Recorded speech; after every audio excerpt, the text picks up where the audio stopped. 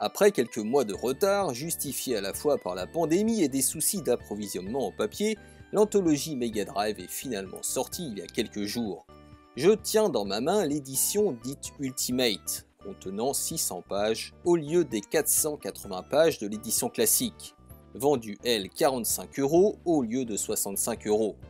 Parlons 2 secondes de la production de cet ouvrage de près de 2 kg. Inséré dans un élégant fourreau, il reprend le design et la mise en page des précédentes éditions Geeksline. La qualité de l'impression et du papier ne souffre d'aucune critique. Contrairement à l'anthologie Neo Geo, les images sont pour la plupart de bonne voire de très bonne qualité, ne souffrant que très rarement de problèmes de compression.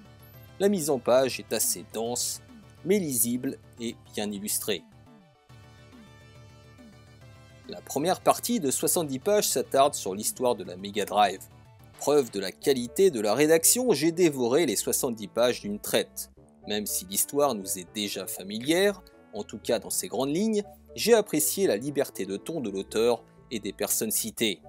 Ainsi, la qualité de certains jeux Mega Drive est parfois critiquée sans ménagement, à l'image d'Altered Beast, qui est qualifié de médiocre, et les relations entre la maison mère et les filiales, souvent durement jugées.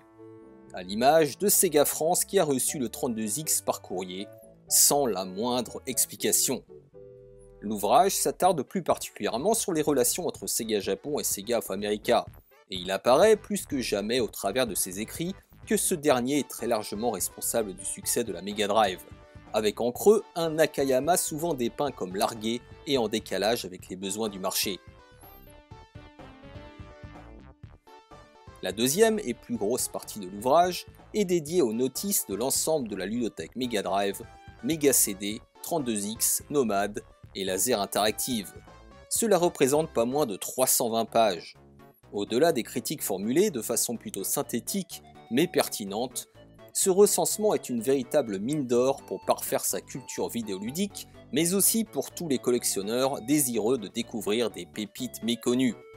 Pour ces derniers, le chapitre accessoires et périphériques Sega catalogue un nombre impressionnant de hardware et périphériques sortis dans l'écosystème de la Mega Drive. À cette partie vient se compléter un autre trésor, un listing forcément non exhaustif mais impressionnant des jeux qui pour X ou Y raison ne sont jamais sortis, malgré un développement parfois avancé.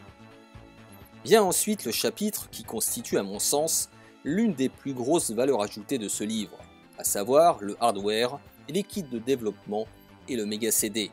On y trouve 100 pages de vulgarisation technique sur le fonctionnement des bécanes, des techniques de programmation et d'exemples d'astuces de développement aussi instructifs qu'amusants.